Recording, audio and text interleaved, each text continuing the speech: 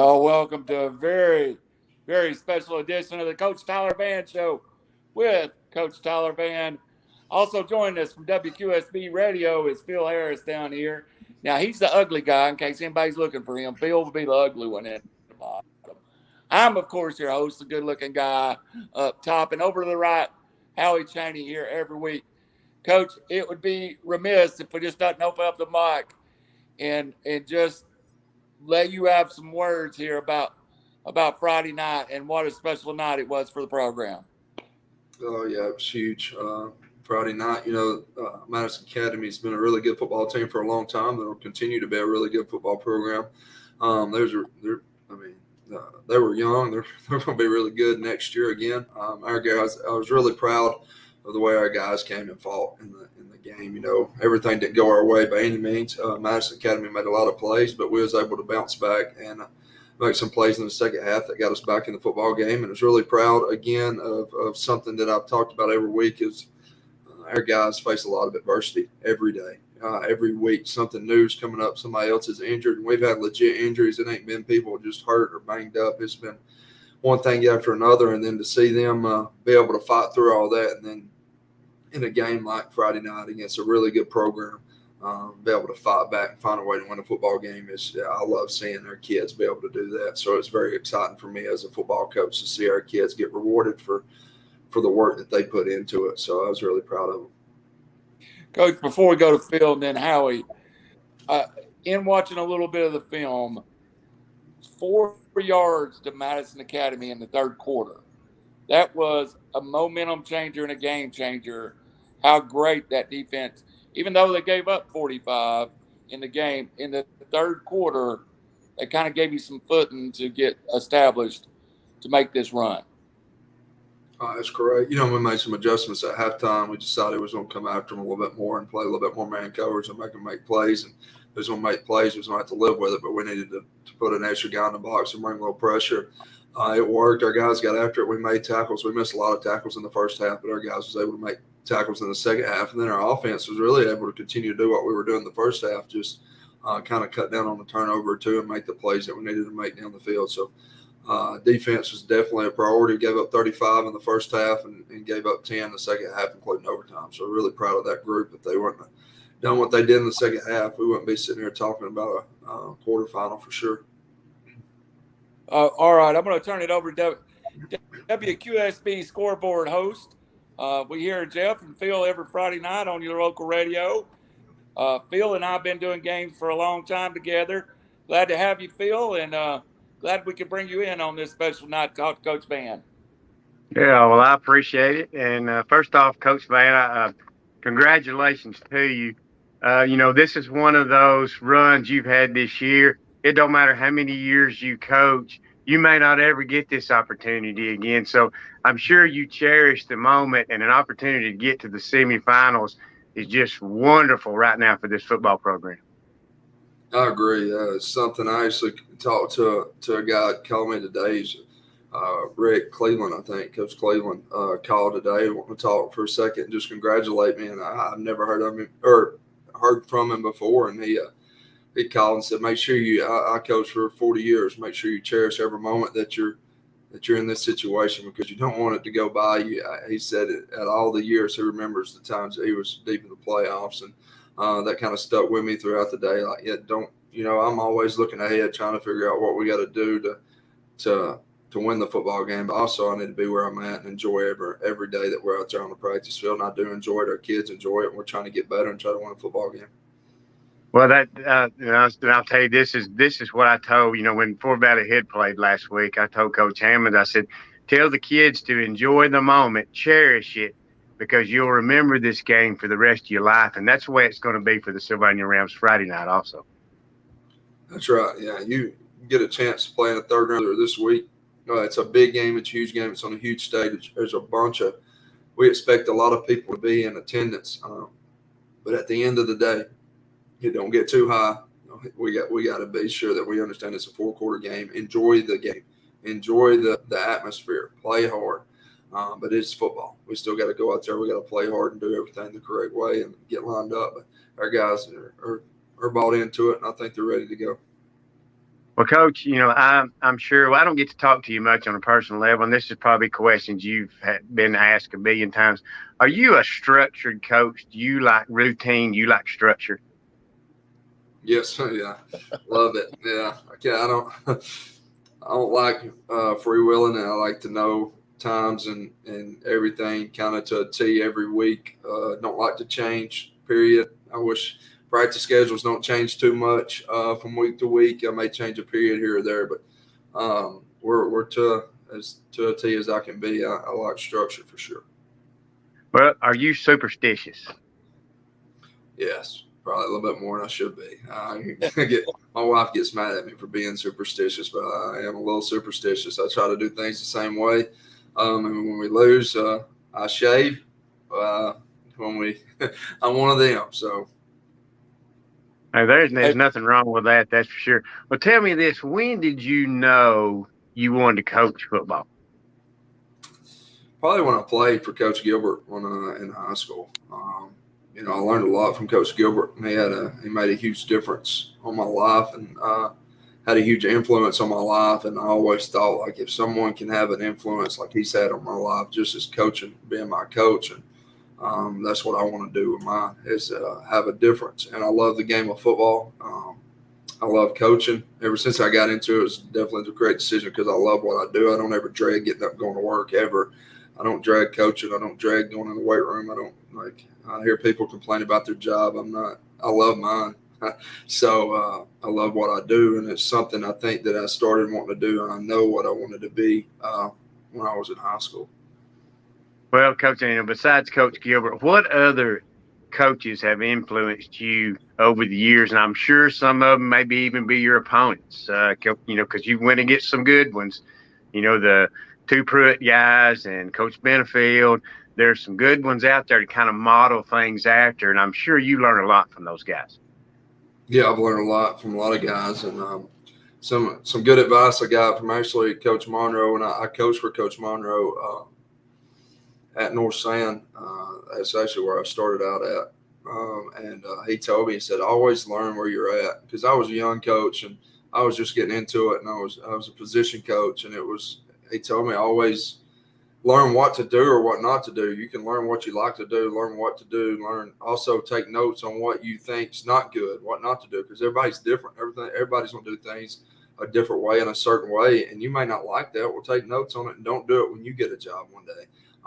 And I've coached for a lot of guys. I've coached Coach Henderson, Keith Henderson, learned a lot from him. Coach Alan Willoughby was a defense coordinator, learned a lot from him, more culture stuff and defense. And then Don Jacobs at Scottsboro, man, that's probably one of the brightest football minds I've sit in a room with, to be honest with you. Coach Jake I learned tons of offense from him, just sitting in meetings with him and coaching under him. And that's probably where I learned the most, because he was on my tail all the time. If I messed something up, he was sure to let me know about it. And I learned a lot from Coach Jake. And then when I got into becoming a head coach, you still lean on people, you still call people, and you ask them what they do. And especially as a young head coach, and how you answer these certain situations. And because there's so many situations that come up as a head football coach that you never would have dreamed you'd have to deal with.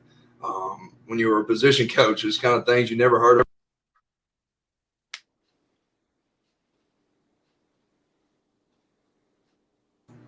Yeah, I mean, again, anyways, it muted. I talked to Coach Benefield a good bit, and I've leaned on him a lot the last few years. I went and sit and watched him work out when I was at Woodlawn.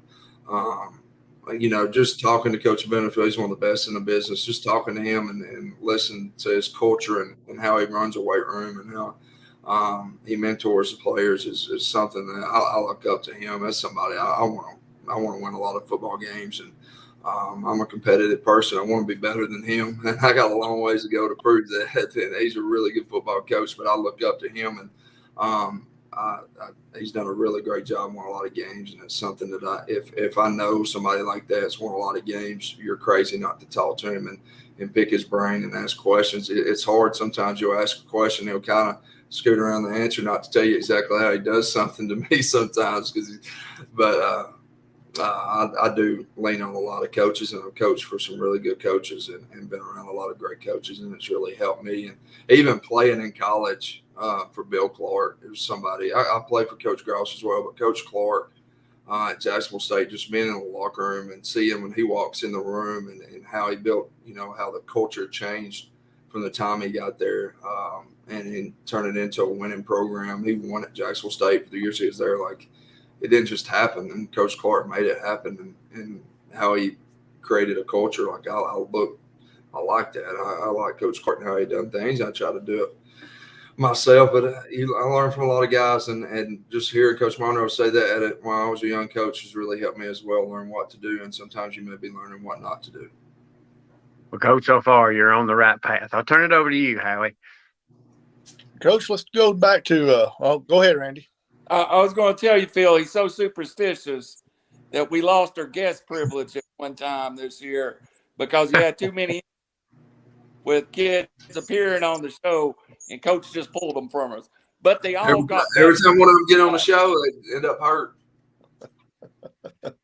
We had to wait a few weeks. We had Coach Clark on. He didn't get hurt, so we got a trial basis back. So we're in good stead right now. Howie Chaney, go ahead. Coach Vann, congratulations on the win last Friday night. Let's go back and talk about that game a little bit, if you don't mind. Mm-hmm. I mean, I've went on record to saying that's the best high school football game I've ever saw in my life. I don't know how you feel about it, but I'm sure you kind of feel the same way right now. Before the game, you always tell me what stats you want me to keep up with for the other team for the first half to know what adjustments need to be made. You was worried about their passing, but yet they came out and put up over 200 yards rushing on you in the first half. I don't think you was expecting that, was you? No. No, was not. I knew they were pretty good. I thought they were pretty good up front, and we faced some really good offensive teams up front, some good O-line, and I knew they were going to be trouble, but I really felt like our D-line was going to be able to play good, and linebackers were going to be able to make plays with just how we've been playing all year. And that was not the case. They do it. They're not – I mean, they run inside zone, outside zone, and what we call Texas. It's not a power read, but it's kind of a zone read there with the quarterback. And that's something we repped a lot. They run a lot of 1-9 screens and stuff we had repped. But you don't rep getting whooped. That's not a rep. You don't rep offensive linemen whooping you up front and turning you and creating creases in your linebackers fitting wrong. And then that was a huge problem in the first half. It was just our linebackers was running themselves out of the play on that inside zone. So we had to change some things at halftime. We actually walked down and we're putting them in gaps rather than letting them read as much, if that makes sense. And it helped us a lot against the inside zone, even outside zone. So it was just things like that early. I wasn't expecting to have that issue, but we ended up having it. And I think it's really contributed more to them more so than how bad we played. They was really good up front, and their running backs are really good zone runner. He runs downhill. The first guy's normally not going to tackle him, and he's done a really good job the other night of running the football. So a lot of credit needs to go to their offense and how good they've been. They're the number one offense in the state in 3A average points, and that's not a fluke. I know they don't play in the greatest region, but they're a really good offense, and it showed Friday night. Yeah, Randy, you told me a stat earlier. You want to give that stat out? Well, I actually did my research this weekend and picked up some stuff from AL.com. One of the ones that amazed me, Coach, was Madison Academy since 2000, when scoring 40-plus points, was 96-0. So 96-1 now, but when they hung 40, 96-0. I think that it speaks credit to your kids not giving up, too. No, for sure. They're going to keep fighting. It don't matter. You better be up by a lot, and you better not lay down because our guys are going to keep fighting and keep playing because they know something we preach since day one. It doesn't matter if a good thing happens or great play happens. I tell them all the time, if something great happens, fine. You got to make the next one. If something bad happens, fine. It's over with. You got to make the next one. Nothing else matters. You can't control what's happened, good or bad. The only thing you can control is what happens on the very next play, and that's something that they do a really good job of. It was, yeah, I appreciate it, Randy. Yeah, it was the first half. It was a tale of two halves, really. I mean, Madison Academy did not really stop you there in the first half. You had a couple of turnovers, you killed yourself basically, but you didn't punt.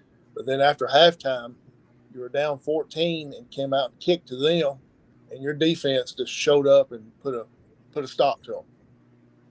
Yeah, defense come out, and again, I don't think they're expecting us to walk down 0 and bring some pressure. We caught them off guard, I think, there on that first series, but our guys still had to make the tackle.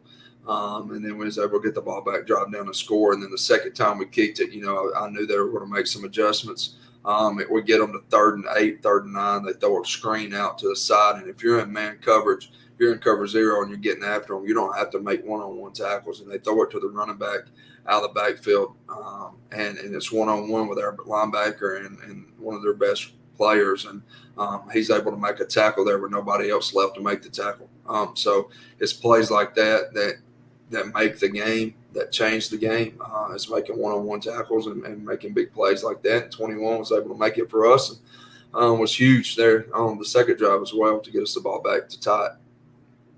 I'm going to ask you about a few plays that took place. I'm not questioning you by no means, but I want to know your mindset on some of the plays that took place. One of the things is on the kickoffs. We kind of discussed last week that you felt like they was going to kick the ball deep to you, but they didn't. They squib kicked it every time. Did that really surprise you by them doing that? It did. They have a really good kicker. It kicks it deep, and I think the first kickoff they kicked, I think we had a pretty good return. Yes. And then after that, I think they said, we're just going to squib it, and we may get on top of it. They may have watched Plainview a little bit and saw that we can't get on the onside kick or something. I don't know, but they put it on the ground, and we was able to get on top of it, though, and it gave us really good field position to start drive, so I wasn't complaining about it. I believe it's the first kickoff after halftime. 51 Cooley came down and made one of the best tackles I think he ever did. He just stood the guy up and drove him into the ground. Yeah, it's the second one. The first one, 69, his brother made the tackle. Okay. And then the second time. Let's get 69 in there because I was told the other day at practice that he's as good as his brother. So both Cooleys are equally as far as playing weights. Yeah, and 51 made the second one. So, no, that's another momentum shift. We was gaining momentum in the game, and I don't care what anybody says, football is a game of momentum, and you need it. And we was able to get a stop in the second half. We was able to drive the football, score, and we kick it off again at 51, creates a huge hit, and kind of kept the momentum with us because momentum can flip in a switch. So it was good to be able to keep it there and give our defense a little bit more oomph there for that second drive. So you had a play there. You was driving a 4th and 1 to actually take the lead, and you do a direct snap to 22, and the ball gets fumbled, lost 7 yards. You had the ball at the 7-yard line, I believe it was. Why did you not go for the field goal? Good question. The honest truth is, trust me, I'm not questioning it. I'm just curious about your thoughts behind it. No, the honest truth is we've ran it really well all night. And my thought process was if we can't get a yard, we don't deserve to win the football game. And the way our linemen's been playing up front, felt like we could get a yard. Our right side of the line did a really good job on the play. We just got to catch a snap and run it. And the other side of it was I was worried that a field goal would get us beat. I didn't know if it was because their offense is really good. They're a play away all the time. So I was going to go for a touchdown. I was trying to go up 42-35. And then the last play I'm going to talk about is the great one-handed catch by 13 in the corner of the end zone for the interception to send it to overtime. I was standing there at that end zone, and the receiver was wide open. All of a sudden, you see a big 13 with a big paw come out of nowhere to snatch the ball, send it to overtime. Yeah, it's a really good play by 13. That's their best player. He runs a 4-4, 4-5, number 11.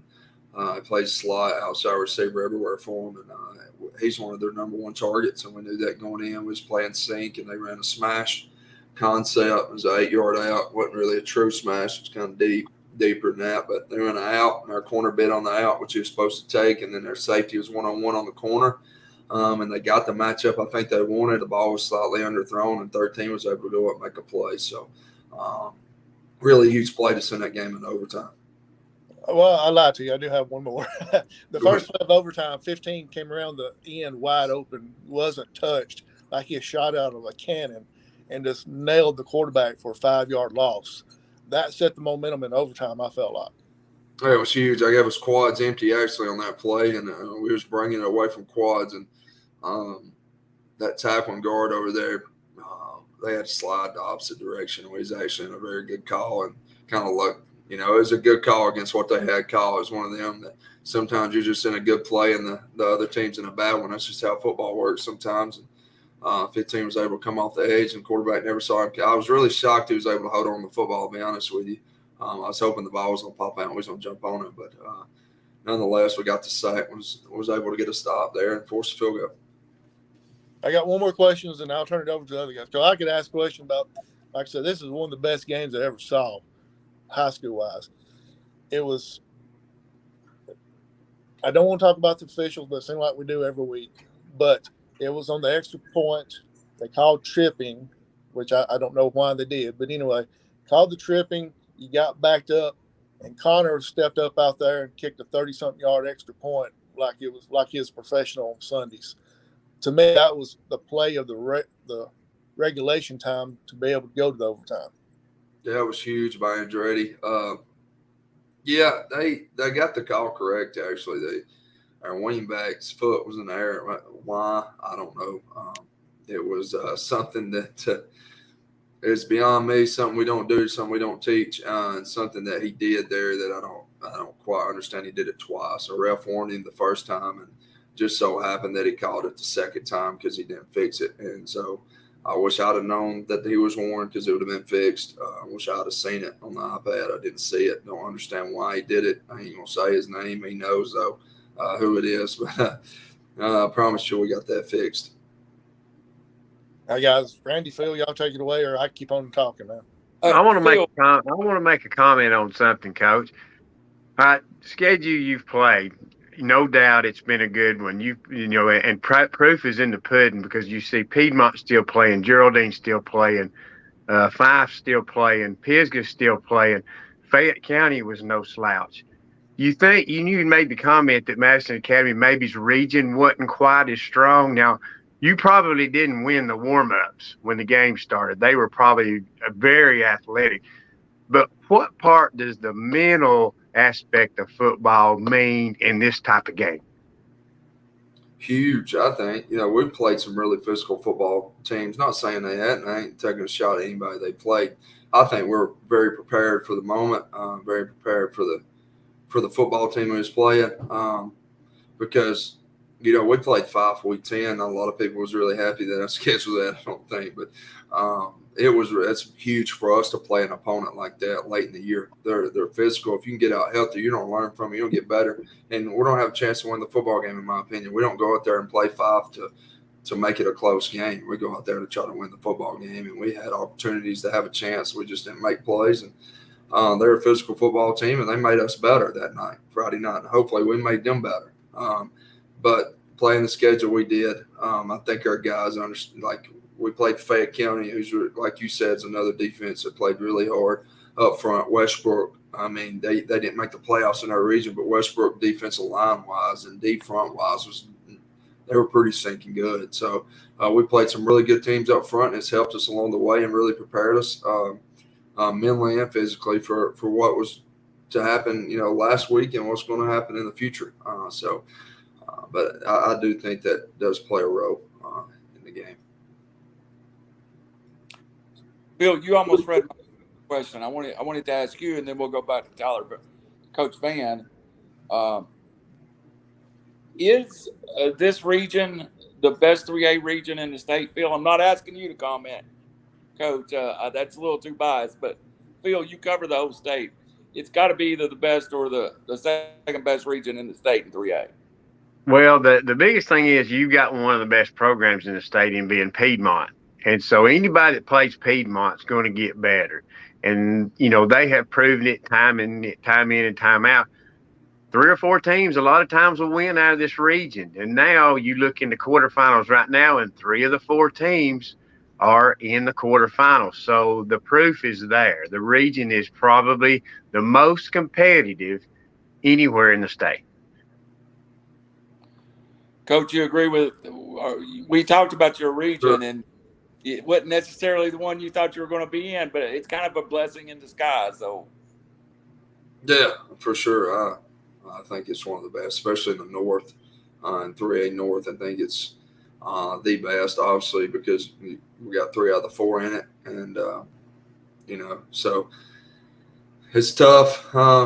Week in, week out. Every week's a physical football game. Every week you got to be prepared and ready to go. And like Phil said, if you're playing Piedmont, they're going to make you better, and that's a program that I think every school in the state of Alabama, especially up north, they just strive to become as somebody who can go win year in, year out. And the program that Coach Smith's built and the program that he's running there is, tops in the state. So it's awesome to be able to play them, and then hopefully if we can win this Friday night, and who knows. So, but like Phil said, I agree with him. You're not going to get an argument from me that it's not. That's for sure. Phil, you got to follow up or anything you want to follow up on Madison Academy before we move on to Geraldine? Well, we haven't seen them that much. They've moved down to 3A, so you knew they were going to be one of the best teams, especially offensively. Of course, they haven't been quite as great as they have been, but give them time. They will be eventually. But Sylvania snuck in there and got one, and that was just huge for the program. Like I told Jeff the other night after Sylvania and Geraldine both won, I think you'd have had a better chance to have won that $2 billion lottery than if you would have picked Geraldine and Sylvania to be playing in the quarterfinals this year. I think your odds may have been better. Right. Coach, before we go on to Geraldine, I did have one question, and it goes back to more of the emotion. And I've been privileged to take this journey with you this year. We talk every week. But I made a joke at one point and sent you a text that said, it's a big win when the coach is running around trying to find somebody to hug. And you did. When you first won, you kind of wandered the field a little bit. We got to get you more focused on somebody. But you finally found 22 who's faced so much adversity this year.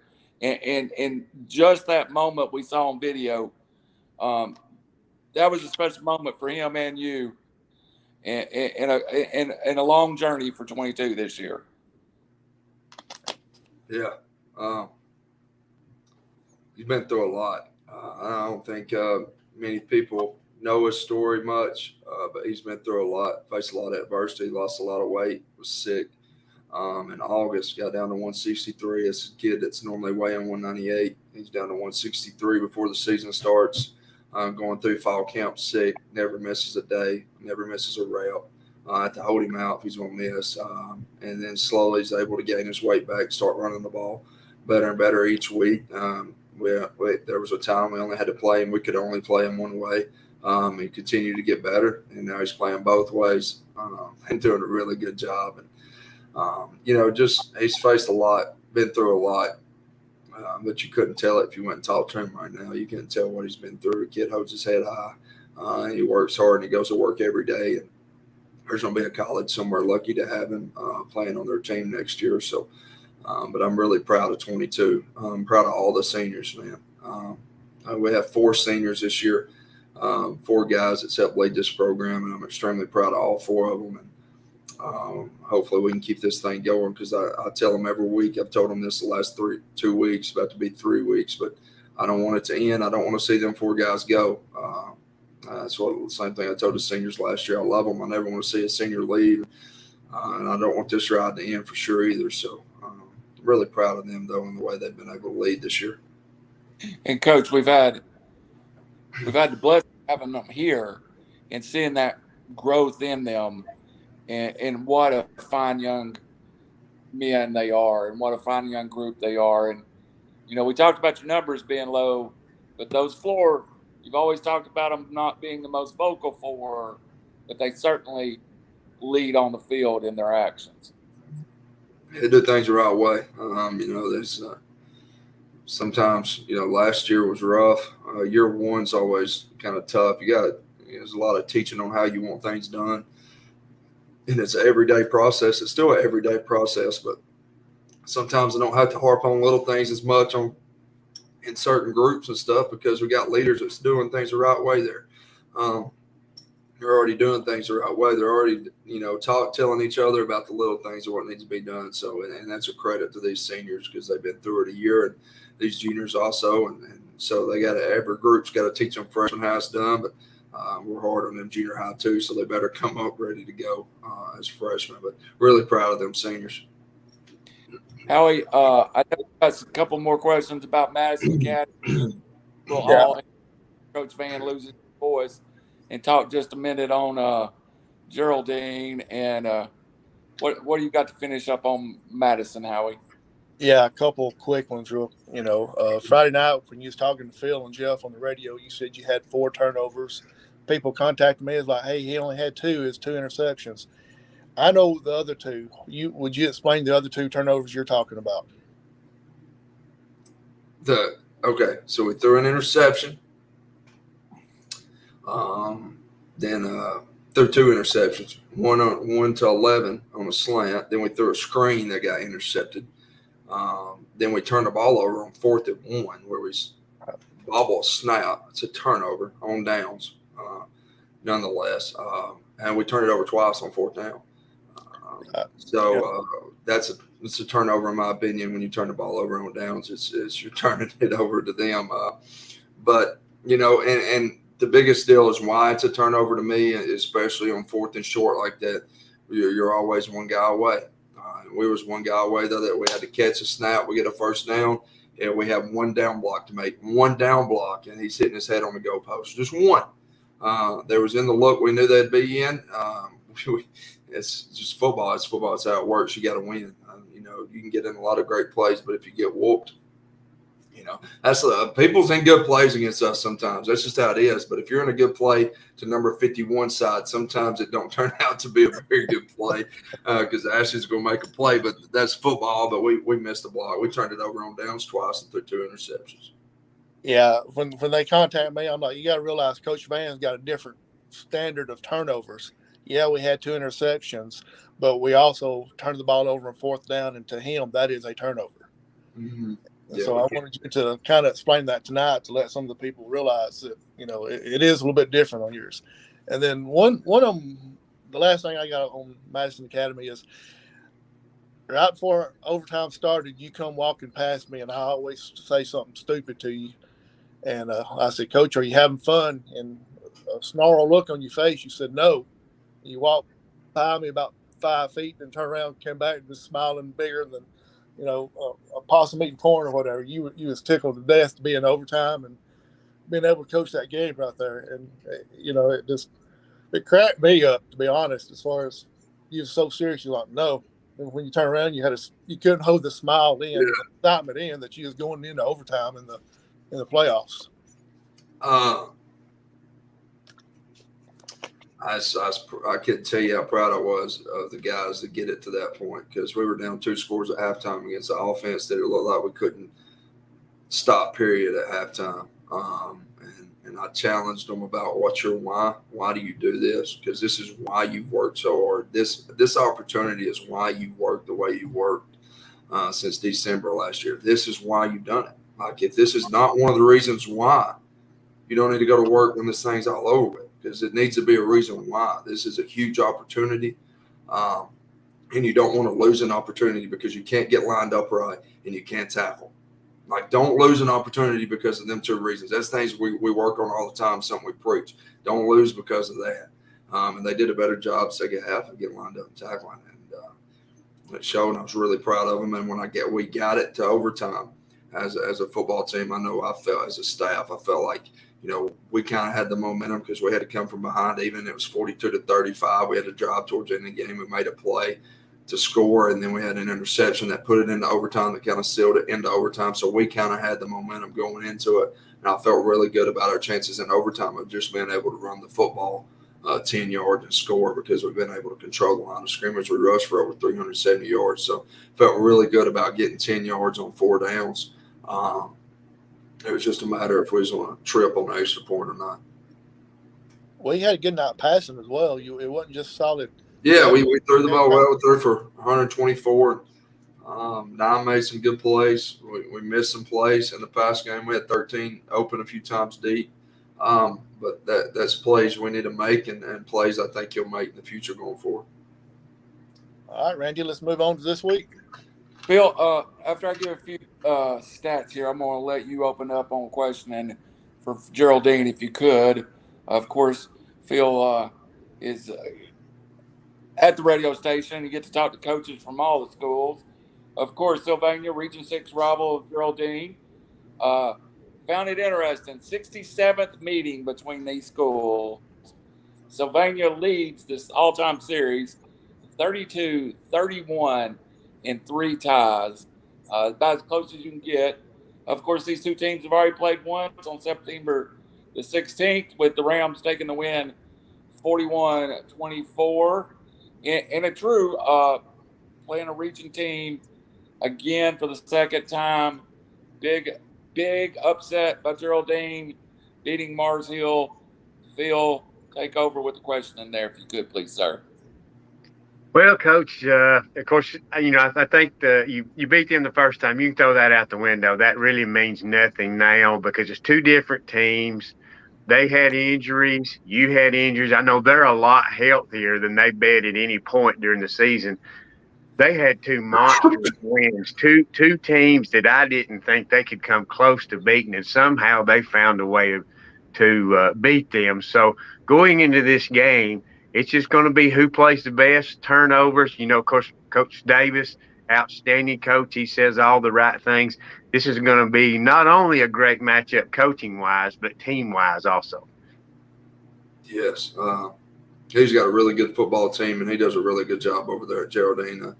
Outside looking in, he's done all the things the right way. They play hard. I think you can tell a lot about a culture by the way they play on Friday nights, how hard they play, and they play extremely hard. And so it's going to be a hard-fought game Friday night. And it's like I told our guys, if we can't get lined up correctly and we can't take care of the football and stop them from running it, we're going to be in trouble. So our guys know our keys like we have every Friday. We'll just have to go out there and play really well because they're playing really good football right now. So I think we're playing good football as well. I think it's just going to be a really good matchup, and what a quarterfinal matchup should be is two really good football teams playing. And I told them it's the same thing I told our team earlier in the week. It doesn't matter. We try to put if we talk about putting plays behind us, we talk about putting things that's happened good or bad in a game behind us. Well, we have to put previous games behind us as well, because we beat Geraldine, so what? It doesn't matter. Well, we lost to Plainview, so what? It can't matter anymore. We lost to Piedmont, so what? It can't matter. Lost to 5, so no previous game, win, lose, good, bad, ugly, can matter. All that matters is how you prepare today, how you prepare tomorrow, and then how you play. Prepare Thursday, and then how you play on Friday. That's what matters right now. So let's just focus on what matters and what we can control, because all we can do is control how hard we play and how we get lined up and how we do little things. That's it. That's all we can control. And I think our guys are ready to go. And like you said, it's going to be a huge matchup against two really good football teams. Well, Coach, one good thing, though, is familiarity with the team. And you also get to play in your backyard. And that's going to be huge, especially early in the ball game, because good and well you're going to have the fan support, but they are too. But this is the type of game you want to be at home. Yeah, I was pumped that we got it at home. I think our community is going to come out and be loud. I've heard of people that's come to the game hadn't been all year, which is great. We want you there. We want everybody there.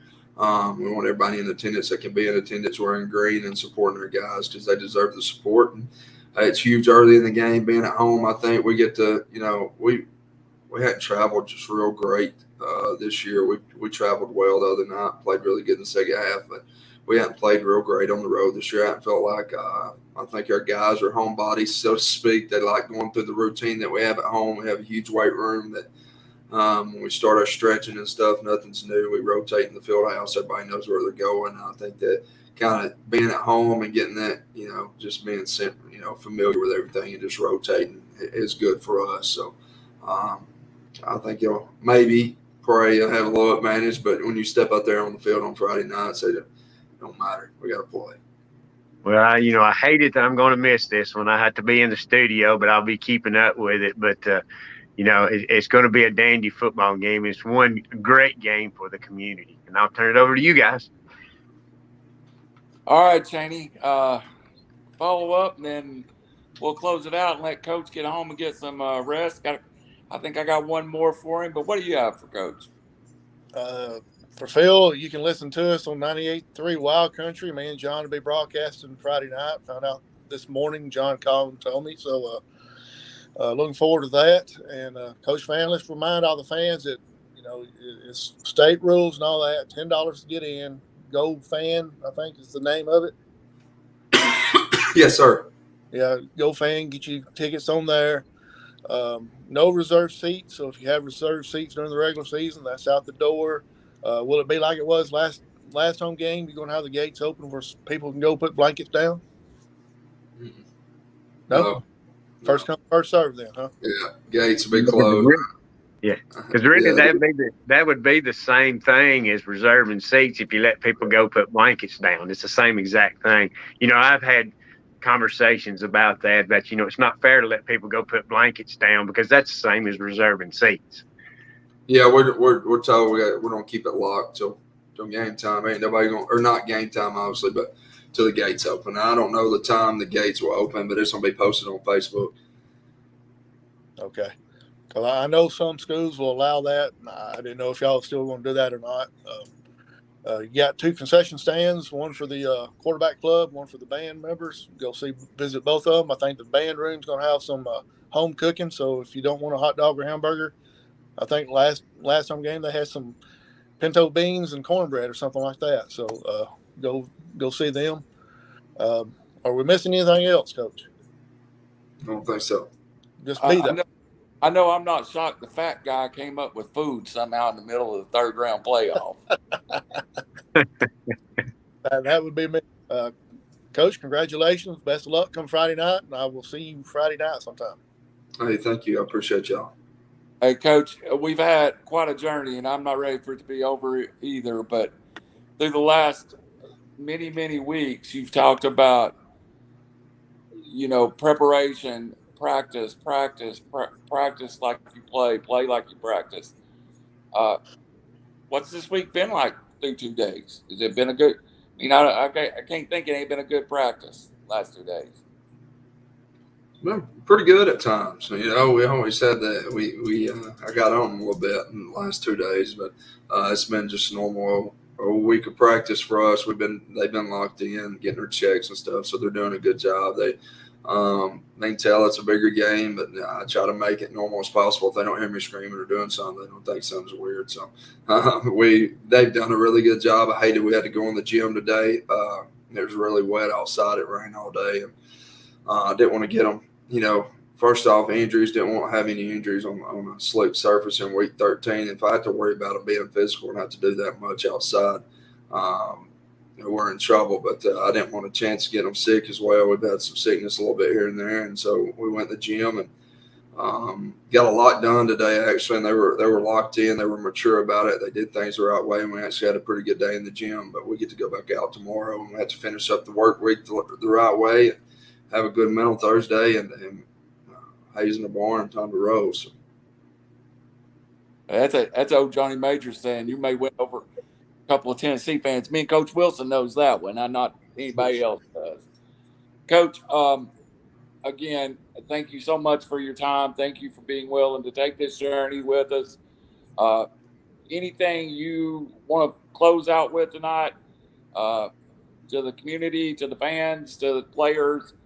Any message you want to be united in front of? No, we need everybody there that can be there. Show up, be loud. It's going to be a huge environment, and it'd be a shame if we was to show up at our place and them have more fans than us. So let's be sure that we pack it out, get really loud, and because our kids deserve it. So do theirs. I mean, you got high school football players that anybody who's played it understands that you go to work in December if you don't play another sport. If you play another sport, it's still work. But you go through an off season where you work and you try to get better. You better your body. You try to get faster. You try to get better at everything, and you do it all for moments like this on Friday night. So they deserve the support. We look forward to seeing everybody. We also want to thank KC and JT Holmes for sponsoring this show, being with us this year. And two, anybody wanting to sponsor the Quarterback Club, we're going to be around next year. We're always accepting donations for the show. You'll get some sponsorship on here. You can help the kids. And, you know, we know everybody wants to donate, but you get a little something for your donation if you'll mention that you're doing it through River City Media. And Coach always can use buses and equipment are expensive these days. That's the truth. For Phil Harris, thank you for joining us, Phil. Thank you, Phil. Yeah, enjoyed it. Good luck, Coach. I appreciate you. For Howie Chaney, calling it on. Give it to us one more time, Howie. 98.3 Wild Country. For another fat guy that likes pinto beans, and for Coach Vann, thank you, good night, and thank you for joining us.